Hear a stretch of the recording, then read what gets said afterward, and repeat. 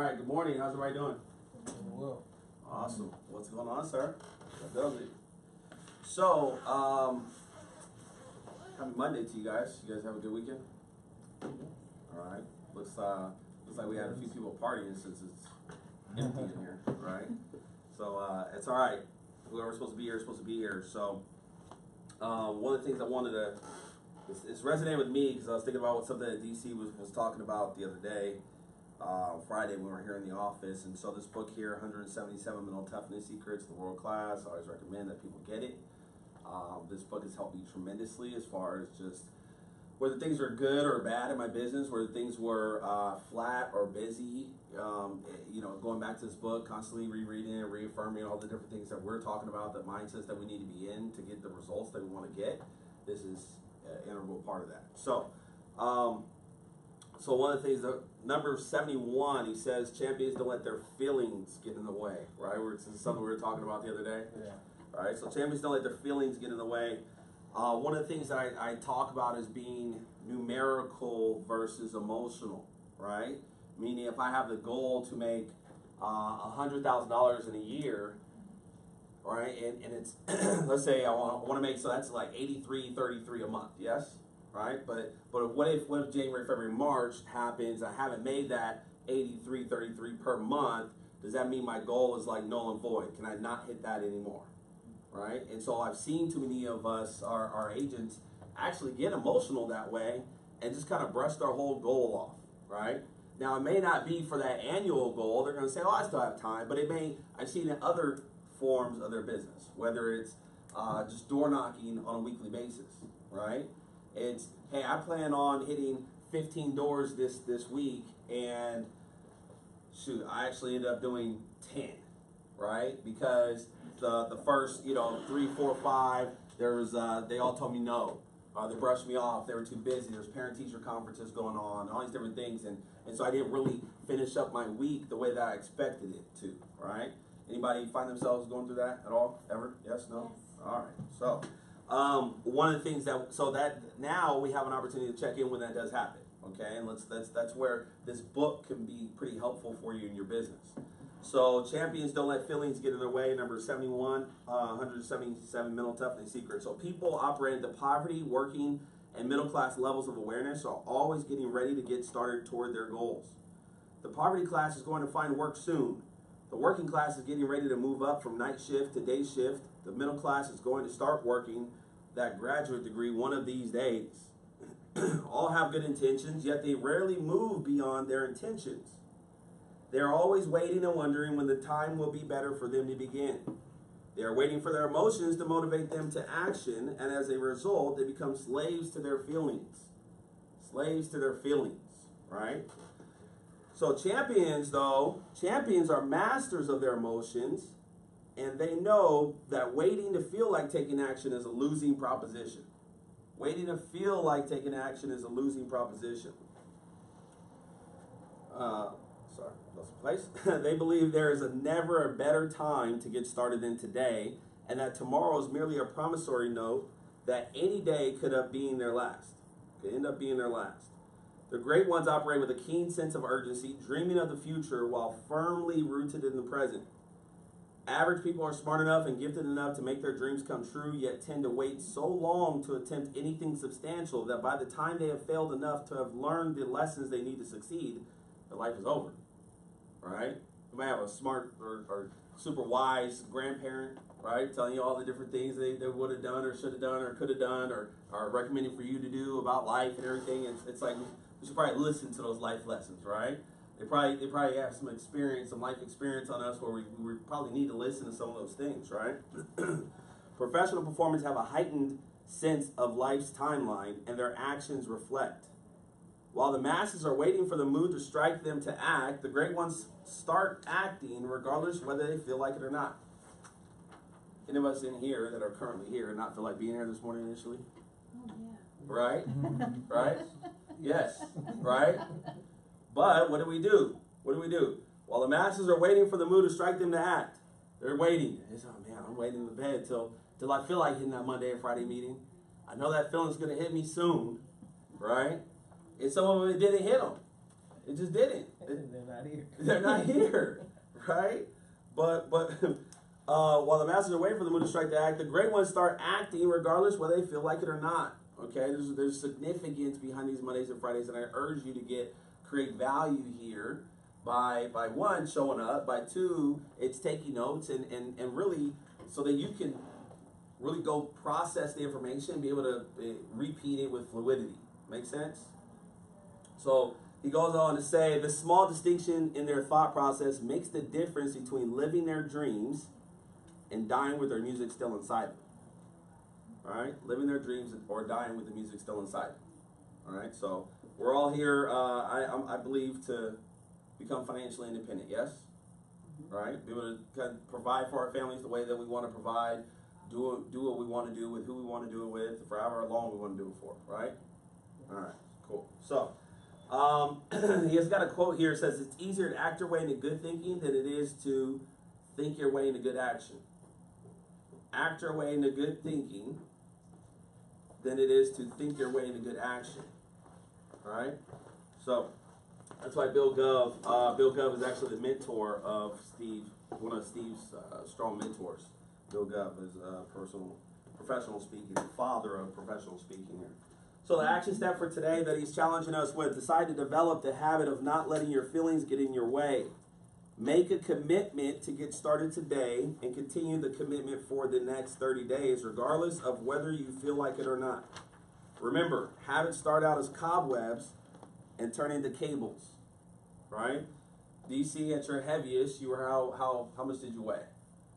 350. 350, right? And you weigh how much today? 220. 220. That's a lot of weight, man. Wow. Were there days you didn't feel like working out? Absolutely. I Right. was like working out this morning, but at 5:15 when my alarm goes off, it's like, okay, I can push snooze, and then I have that self-talk. Get your fat ass up. The good thing his self-talk is real. It's very harsh, it's very direct, but I guess that's how he responds to it. Right? So guys, I just want to challenge you and urge you to, when you don't feel like door knocking, go door knocking anyway. Figure out ways to make it fun. Figure out ways to make it enjoyable for yourself as well. What are some ways that we can make door knocking or prospecting period fun?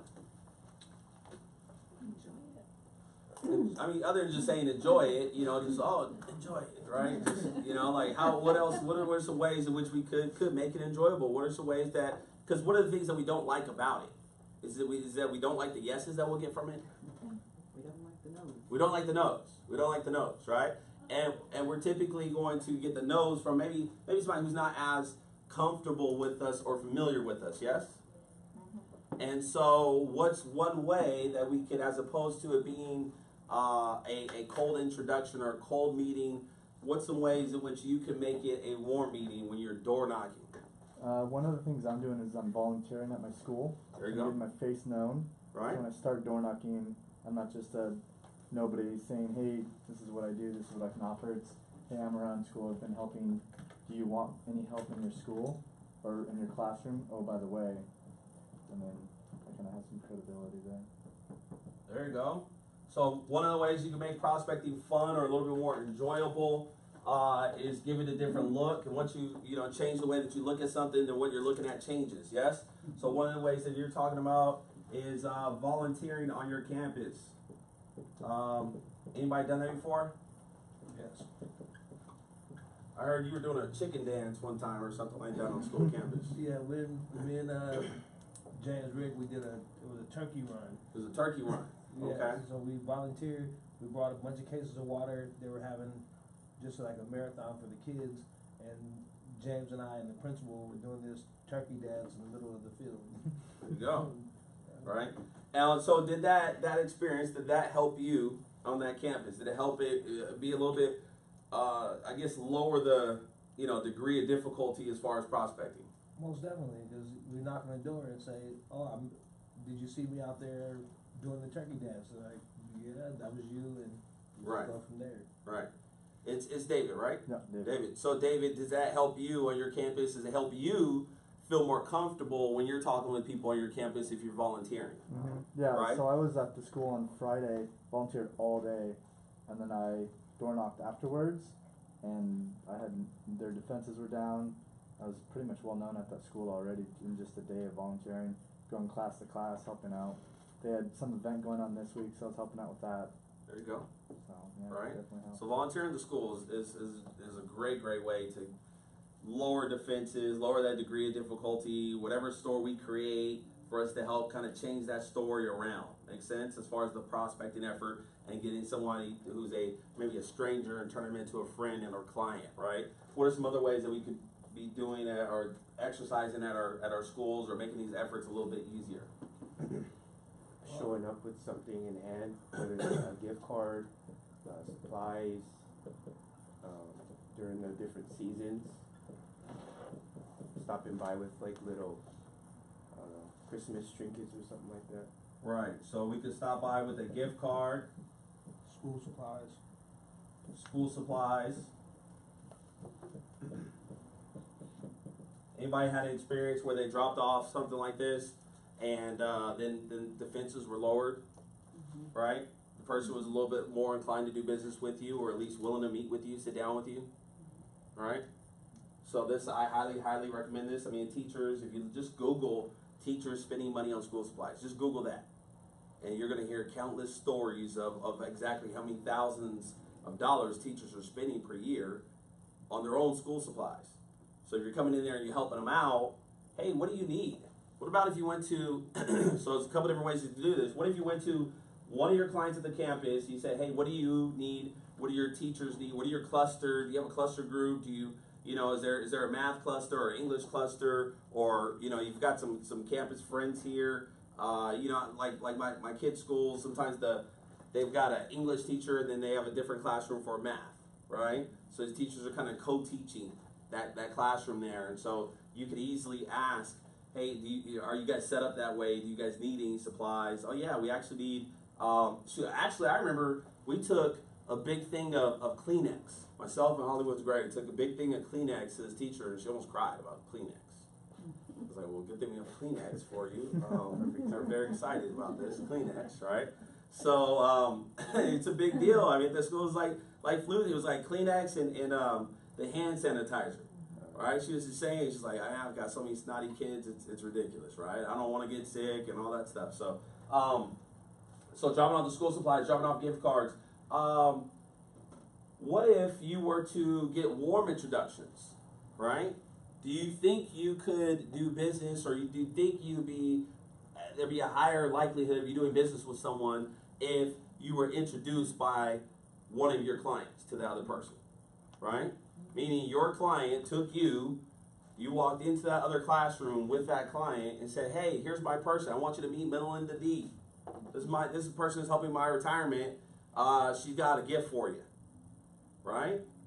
That would dramatically increase the chances of you doing business with that person, as well as make the prospecting efforts fun, right? Too many times I think that we're making this a huge mountain and we're getting emotional about it.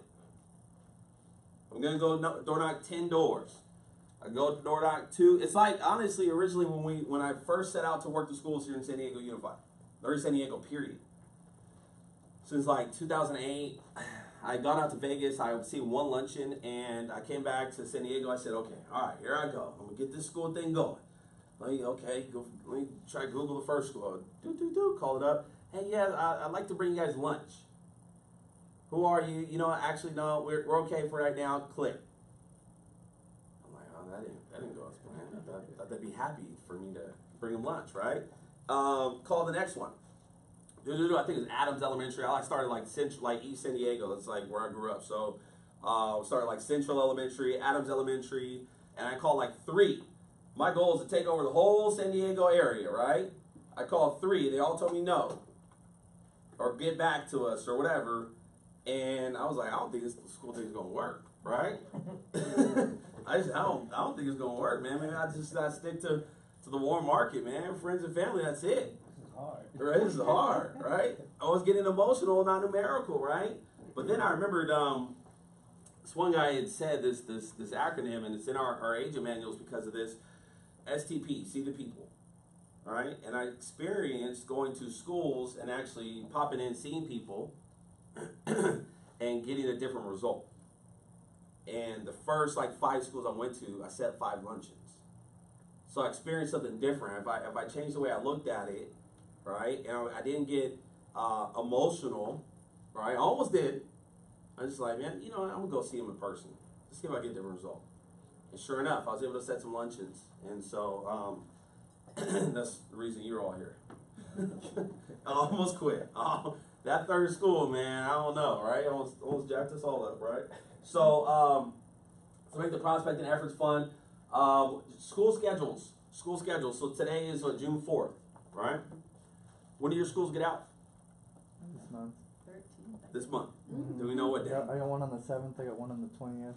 There you go. So you got one on the 7th that gets out. What district is that? That's Ramona. Ramona. Mhm. And then what the 20th? Lakeside. Lakeside. Yeah. Okay. And so it's good that you know that. And that's the whole point, that you guys know the dates in which your schools are done. Okay? Schools are done, but that doesn't mean that schools are done. Okay? Right. Meaning there's no students going to the campuses. Are people still going to be going to the campus after that last day of instruction? Mm-hmm. Are people going to be cleaning out their classrooms? Yep. Would it behoove you to maybe ask your teachers, are they going to be cleaning out their classrooms? Do they need help with anything, or end of the year help, or whatever the case would be, right? I mean, I had a teacher one year, she'd only go do a little bit every week, and she'd just go there all summer long, just do a little bit. And I was like, following up with her like crazy. I'm in there helping her out and everything, and so should I end up between her, would you say your email, A couple hours. right? Worries. I'm busy. I know you're busy as well. Maybe a great way to reach out to your great. Okay. So, would you like to meet? You know, before they on to move the district, they said they had an account, but they weren't sure what company it was, or maybe they did tell you what company it was. That's your low-hanging fruit. So make sure you're following up with that low-hanging fruit, because likelihood is that they have met other people in the past that talked with them about possibly doing business, but that person never followed up. So the suggestion is that you be the difference, and you'll be able to earn their business that way. All right. So anybody ever meet someone in the schools and they say, I got a guy, I'm okay, I got a rep that's helping me out with this or whatever. Anybody? Yes? Yeah. Okay. All right. So the great thing about what it is that we do and the way that our company is structured is that most companies, if it's a life insurance company, they're specialized in either term life insurance or permanent. We're able to help with both. We specialize in both, right? Some companies are just retirement companies, no life insurance. Again, we specialize in both. So if someone's brushing you off for that 403B appointment, Melinda, one of the transitional ways that I've been able to get an appointment with people is say, well, has your advisor talked to you about taxes at retirement? You know, have you gone over exactly about how much your taxes are gonna, be impacted by your future retirement income? No. Right? Have you taken a look at a tax advantage strategy? Because taxes, we don't know what that's going to look like in the future. One of the ways I'm helping a lot of my clients is I'm actually helping them set up a tax advantage strategy so that 100% of their future retirement income is not subject to future taxation. Right? So for instance, I want you to always think about this for them as their financial picture, and I want you to always think about the 5 pillars, right? If you're thinking about their retirement income stream, just like also does something part-time, or the wife does something part-time, so they've got multiple streams of income coming in right now while they're working. When they retire, it's going to be the same thing though. This is what you got to help paint the picture. Let's say he's got a 401k and she's got a 403B, and she's got a pension coming in, and maybe he's got past retirement through the military or something like that, right? So when your pension to you is set up retirement income, right? Minute one? No. A bunch of the best vehicle. Compound interest calculator. Book, present down, okay? But it's every single person, okay? By the account. This is how you can sell the CAD, right? And so IRA, I contribute is okay.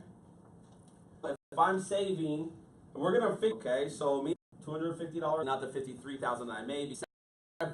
Tool, you're gonna be this $3,000 a year saved in my account. Now I'm gonna work up till I'm 65. That's a $27,000 total tax savings. That's how much I didn't have to pay to Uncle Sam. So I saved $1,000 earlier, Melinda D. It was, You gotta pay your taxes. Type of account, mutual fund that I just invested in E-Trade, gain 10%. I have to pay taxes on that right now. Does that make sense? You're familiar with Bitcoin, right? If you gain money in Bitcoin this year on that 5 on it right now, make sense? Or $3,000 a year for 30 years. 30 years, and let's assume I'm getting for retirement. 6 cents. All right, 237,174 is my nest egg for retirement, right? I met with Melinda D. She helped me out on my 237,000. Okay, this is my nest egg. I'm 65 years old. Am I going to, when I hit retirement, am I going to pull this all out at least at one time, so I have some walking around money? No, I'm probably going to leave it in the account. I'll probably withdraw from it as I need it. Yes. Ordinary income, so I have to pay tax 15, and 30 years later, 2045, I've got to pay the income tax rates at 2045 income tax rates. Is that what you're telling me? Correct, yeah. Right, okay, so because I deferred my taxes. So if I deferred my taxes and the money is treated taxable, and let's just use the number of 237,000. I got 237,000. Let's say I'm going to take out 10%. 10%, that's 23,700. What didn't I pay on the front that I now have to pay on the back? Taxes. Taxes. So, assuming taxes don't go up in the future, someone else away, Uncle Sam forgot to raise them, and I go to pull out this money, and it's 30% tax rate there. What's 30% of 23,700? 7,110. 7,110. In my first, so I got to pay this taxes paid. This is my first year of retirement. First year. Over 30-year period, I saved 27,000. But Uncle Sam gets his money back, 7,000 of his $27,000 in my first year retirement. Is it feasible for someone to retire at 65 and live to 95? Right? So, if I lived in retirement for another 30 years, what's this times 30? $213,300. And total taxes paid. All to save 27,000. I'm gonna pay 213,000, all to save 27,000. Is that good math? no. No. Who's really making out here, me or Uncle Sam? Uncle Sam gave me he's always gonna live longer than me, one, right? And let's just say, okay, well, let's say you don't, and people can make the argument of, hey, well, what if you don't take this out? Well, at age 70 and a half, there's an RMD. Uncle Sam's smart, he's gonna get his money, okay? No, or you can't just let the money sit in your account and try to pass on your beneficiaries. You gotta start taking a required minimum distribution so I can get that income taxes on it now, right? So here's how I would sell that analytical client. The one that says, hey, well, why would I just save in the 403B? Because I get the tax savings now. I said, well, have you thought about how much taxes you're going to pay in the future? This is assuming taxes aren't going up in the future, by the way. There's over a 30-year period that taxes didn't go up somehow, some way. Okay? And so when I'm asking that client, I said, are you open to, or would you like me to show you how to be able to save this amount and not pay this amount? What do you think they said? Yes. Yes. Even if, though, John Evan, that means foregoing this tax savings here. We won't be able to get you the tax savings here, but you'll be able to save this and not have to pay the taxes on it. Would you be interested in that? You'll be okay with that. Right? Right? And so this is where you gotta, now, this is like more under the hood kind of stuff. This isn't your simple 1, 2, 3. You'll need a compound interest calculator. You need to be confident in, I mean, it's super simple as far as the compounding interest. This is all you're doing here is compounding interest here. You're not, I mean, anywhere else is a simple math, right? But you've got to be quick when you're doing it and have it be interactive. Help your client understand that maybe it's time to start saving in a tax advantage vehicle. So if I've got a client that's got $25,000 in a 403B and they're saving $500 a month in that account, and let's say we got it transferred from that AXA, that MetLife, that First Investors, that Oppenheimer account, whatever, from something variable with fees possibly to something guaranteed to never lose, that maybe possibly as an income rider, I've already got that money protected and compounding and growing. So they've got their CalSTRS income or their CalPERS income, they're gonna have their 403B income. However, let's talk about having a tax advantage strategy here, okay? So what I'd like for you to do is actually grab a new sheet of paper and get with the partner here and work on this presentation here. So you guys can, it's 3 and 3, I mean, you guys can do it that way. Or actually 2, 2, so you guys just have to watch that camera, it's recording, so. Yeah, it's live streaming, we're live. Awesome. Alright, so work on this contribution, accumulation, distribution Good stuff. strategy with your buddy here. Let's take about 10 minutes to role play that. But get any questions about this concept or strategy? Alright, it's pretty simple. I strongly recommend that you do read the Douglas Andrews Missed Fortune 101. He has this graph and a ton of other graphs in there, but this really, really explains, in my opinion, how the qualified accounts are treated tax-wise. So, And there's a worksheet somewhere. and there's a worksheet that John Evan created, I believe. So, role play. Whoever's going first is whoever's going first. Oh, okay. Can I go first? Sure. That's good, that's good. Calculator? All right. No, Are compound you interest. so I'm gonna show you a tax-free advantage in the future? Love to see that. You won't be able to save the taxes now, but you will in the future. It would be the compound. Oh, great. I love that, like, a little top, All right, so right now you're currently in. So when we first met, we spoke about the full 3B, the tax savings for you to start saving on your tax bill right now. Also to start saving for the future, to build up your retirement account, fill in your CalSTRS account.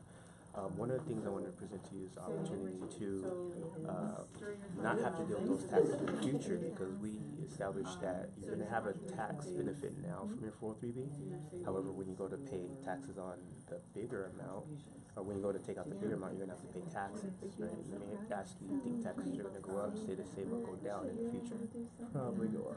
Probably go up, yeah. So, not that it's a bad thing, but the 403B is you're saving taxes now in a lower tax bracket, forego and pay taxes in the future when it's a higher tax bracket on a higher amount. So, just wanted to present to you one of the options, strategies we have to do something to fill in that tax gap. Okay. Right.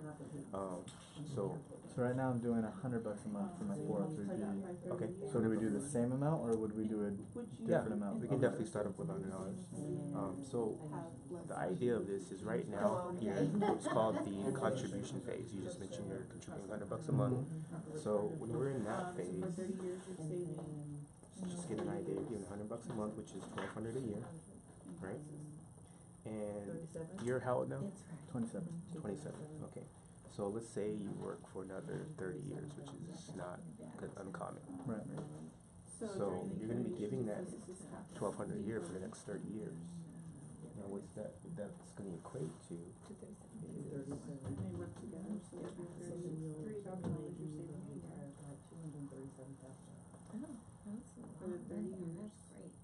$36,000. Now we'll use a 30% tax bracket, just to keep apples to apples. Right? So because you're giving them 403B, you're receiving a tax benefit. Meaning by that $100 a month, $1,200 a year, you're lowering your taxable income, so you're not paying taxes on your full income. Right. However, the benefit there is if we use a 30% tax bracket on a, adjust that. Just so that question you want to ask, what didn't you pay on the front that you now have to pay on the back? Yes. What didn't you pay on the front that you now have to pay on the back? So we're gonna take $250 and you take 10% of that as income? So on an annual basis, you're saving $360 in taxes. Okay. Now, for the whole Based on that tax bracket, based on that tax bracket, 30%. While you're working, that's gonna save you a total of $10,800. Not bad. until I retire. Until you retire, right? You increase your contributions and your tax savings will increase. So that's the accumulation phase. The next phase was called the contribution phase. The next phase is what's called the accumulation phase, meaning that money is accumulating, it's gaining interest, right? For that, we're gonna use a 6% tax bracket. Right, so you have your $1,200, and so we're gonna assume that's getting a 6% interest. For the 30 years I'm working. Yeah, 30 years, so 1,200. Yes, I did 1200. We had one client that we did this with her, and then she says, So this one comes at a as a 6% interest, you're giving 1,200 over 30 years. The maturity value she's of like, that yeah, like this one, I wanna do my check. $70,125. So that was the 10,000, 10, 8, 10, 6% interest. Just over the 30 years you're working. Right. And so if, obviously I work the numbers with $250 a month, but if my client is saving more than that in their account, then I should probably use that number, right? Make it a little bit more real for them. Realistic, yeah. Okay, it's $400 a month. I'm gonna do the math on $400 a month. $500 a month. I'm gonna do the math on the $500 So I a wanted to do month. $100. $100, yeah. Good idea. But you got to make sure. So my challenge for you guys this week is to practice this thing at least 5 to 10 times. Know this thing with fluidity, and know when we're presenting, we want to say things and we want to enunciate when we're saying. Make some of these things a big deal, right? So what you're going to be doing is you'll have $213,000 total taxes paid, all to save $27,000. Is different than me saying, well, if you would just pay about 213 and you would save 27,000. Is that difference? There's a difference there, the inflection. Okay, so say $213,000, all to save 27,000. Is that good math for you? Does that make sense to do that financially? They said no. Great. So here's the news. I can show you how to save this amount and not have to pay this amount in taxes. However, you would have to forfeit this savings here. For your clients that have their, if they own a home already, if they're married, if they have kids, they're receiving a great deal of write-offs from the mortgage interest, from having kids. You know, the kid deduction went up this year. I forget what they call it. The child. It's not just the child care exemption or whatever, right? So so it went up. So they're getting big write-offs for having kids already. Okay, so if you mean you can have certain interactive conversations with them, like, do you typically get money back? Do you typically get a big tax return? You understand that Uncle Sam overtaxed you and said, "Here's your money back, Alicia, at 0% interest." Right? Most of us run around there, they're happy to get a tax return. I got a tax return, like it's somehow, some way, some money for the government. No, it's your money, right? And so you want to just have these interactive conversations with them and help them understand how the taxes kind of work. We're not giving tax advice, but we are kind of painting a picture as far as how that retirement income is going to be taxed. And help them understand that maybe it doesn't make as much sense to get this tax savings. If they need the write-off, they're just getting killed in taxes. I had a principal client of mine who, she was making like $9,000 a month gross, but she was only taking home around $5,500. Right? So she's getting killed in taxes, single, no kids. Well, it made sense for her to max her 403B out and put the money in her pocket versus Uncle Sam's pocket. And then she purchased a home, and then we weren't maxing this thing out anymore because she had the mortgage interest as a write-off. Make sense? Mm-hmm. But I urge you to practice this thing like 5 times to get it down with fluidity, So you could be able to explain it like crazy. Could this be used in a prospecting effort, let's say in the public? Right? You just say, I mean, you get talking with somebody in the Starbucks line, well, what do you do? Well, I help teachers and other, school district staff with the retirement planning. Right? What do you do? Oh, really? What do you tell me more about that? Right? And you get into it as far as the prospecting conversation and say, well, they've got a 403B, but we also help with some other tax saving strategies. I mean, these qualified programs, 401ks, 403Bs, IRAs, I mean, they all work pretty similar. But a number of us are deferring taxes that otherwise we're going to be paying way more in taxes in the future. Really? Tell me more about that. Right? You draw down a napkin. Let's show you how you'll be paying $200,000 in taxes, all to save $27,000 today. Right? So just get this down to where you know it. Even if you memorize these numbers. All right? If you get a $300 amount and just memorize that number and constantly go over it. Right, with your clients, or with potential clients, but make sure you're practicing this stuff because it's important for sure. It's very, very important. You're confident about the fact that they need to be saving in some sort of tax advantage strategy. I mean, it's some of us are tempted to become these pension experts, and we want to know how the pension works. We want to help educate our clients as to how their pensions work. However, we don't need to become these pension and Social Security experts. They're saying, well, if you did this, you worked over here, or give me all your pay stubs from your previous career and all. No. Let's get to like the 10 times out of 10 times they need to be saving more. Yes. Mm-hmm. You do a pension review. Do you think that's your conclusion is that they need to be saving more? Yes. Mm-hmm. Might as well get to the savings part. Make sense?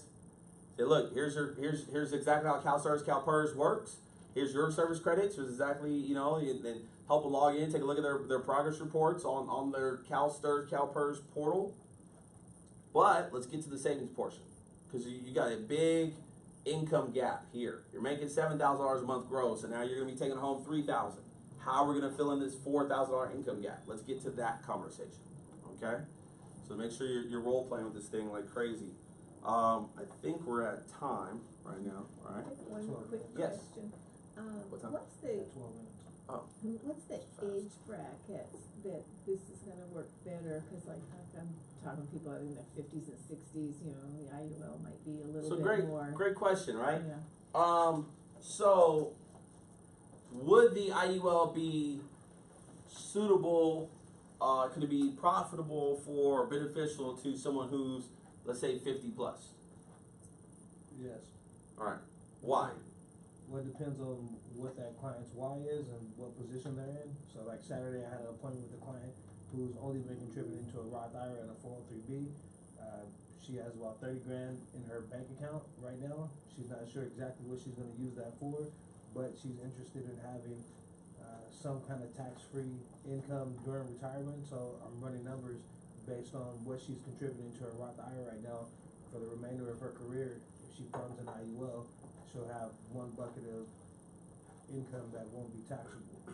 So in her case, if the numbers make sense, then I'll present that to her. But if the numbers don't make sense for her, then I'll just simply tell her that when I see her that it wouldn't make sense for you to make these contributions. But you always got to run the numbers to see if it's going to work versus assuming that it won't work because of their age. Yeah, that's kind of what I It was really depends on what they're wondering contributing Right. as well. Alicia, what's another added benefit to having the IUL strategy? The living benefits. The living benefits. So if I'm 55 years old, are living benefits important to me? Yeah. Chances are I've either taken care of someone who got sick and then passed, or my spouse did, or a family member did, or something, or I'm doing it kind of deal, right? I had a client that was, it was like pulling teeth to get her to contribute to her 403B, and the company had sent out a newsletter about the living benefits, and she called me up and says, hey, I see this living benefit policy thing here, I want to put away $200 a month in it. I'm like, I literally had to argue with you about putting $150 a month away. And now you call me up saying you got $200 to just put in this strategy. She's like, well, my sister and I have been taking care of my mom. I don't want that responsibility or that burden put on my daughters. Right? Okay, great. So she had been through it, and there was value there already. So I would say, I always say like this, treat it like a science experiment. Run the numbers. Run the numbers, right? There's creative solutions as well. I mean, you could be helping them, if somebody doesn't have necessarily discretionary income, kind of go, help dig a little deeper sometimes, is figure out what exactly where their money's going. Ask them about their debt. Okay, ask them about their debt. Because chances are they're paying high interest credit cards, yes? So they're paying high interest credit cards. So if I've got $50,000 in a 403B and I've got $25,000 in credit card debt that I'm shelling out, I don't know, $1,000 a month for, what could I do? What would be a creative solution in that scenario? I've got $50,000 in a 403B. I want an IUL, but I can't really afford an IUL based upon my debt scenario, my bills, right? So could I get a loan against my 403B, pay off my credit cards, frees up $1,000 a month, right? And whatever my payment's going to be on that $25,000, around $400 or so. So now I've got an extra $600 I can be funding the IUL. So it's just look for these different ways sometimes with their clients, especially when they're older. There's a lot of value in that. Because, and the great question for that is, do you have anything in place in case you get sick? Do you have anything in place in case you get sick? I mean, God forbid, heart attack, cancer, stroke, do you have anything in place? If you're So what if they say, yeah, my school, I'm covered under my medical insurance through school? medical insurance through school, my health insurance through the school, right? And say, when you retire, is that you still gonna have the health insurance? No. No. Oh, okay. So do you plan on just working till the day you die? Right? And then you can ask them, is it gonna be harder or easier to get, health insurance once you're retired? You're gonna be at an older age too. Right. Right. So They it's think they will. Yeah, A lot of some of them think they will. perceive that they are gonna be able to continue their health insurance and continue their So- life insurance that they have through the They said school their district. grandfather did. so what about how could you find out and have proof of that not taking place? Can they call their HR department and find out? Can they or can you? I'm wondering. Right. You can ask general questions. You can ask general questions. Hey, I help a number of district staff, and a couple of my clients have had questions in regards to post-healthcare costs, post-retirement healthcare costs. Did you know within the Google Drive there's actually post-retirement healthcare cost sheets in there for San Diego Unified and Chula Vista Elementary School District? All right, it's in there. These are things that I went and found out already because a couple clients had these questions, actually. I've had people. Now, say health that- insurance is totally different from the living benefits, though. Right. Health insurance is like, okay, if you get sick and you're in the hospital, and or regular treatment kind of stuff. But if it's heart attack, cancer, stroke, it's not necessarily they're going to need access to cash, and that's where the living benefits kick in. Let's be mindful of that. That's really kind of as I'm a retiree and I'm headed into retirement. What a couple of my key concerns are not outliving my money, and if I get sick or if I die, is my family going to be okay, right? The main retirement health are areas of concern. So this is where you start asking those clients, say, okay, great. Hey, we got this GLEAR going for you, and all these you got your pension appointment coming up. Hey, do you have anything in place in case you get sick? Right? Oftentimes, your clients will retire, start receiving their CalPERS income, and not even tap into their 403B income. For years, I've got a number of clients that have it, right? And so what it could look like is activating that GLEAR to then fund an IUL, possibly, if it's suitable, right? Could look a bunch of different ways. If it's saying, hey, I need peace of mind in case I get sick. I need a standalone life insurance policy. So there's a bunch of different ways it could look. So let's just be mindful of that. Let's that comes by way of, hey, get the small stuff out of the way, right? Don't be emotional, even numerical. Don't get your feelings in the way, right? Get the 1, 2, 3s out of the engagement line, down pack, and you get them in the fold of being your client, and then you get into the ancillary products, okay? Of, hey, do you have anything in place in case you get sick, blah, blah, blah, blah, okay? All right, cool. Appreciate you guys. Let's have a productive week. It's a new month. Let's get it going. Talk to you soon.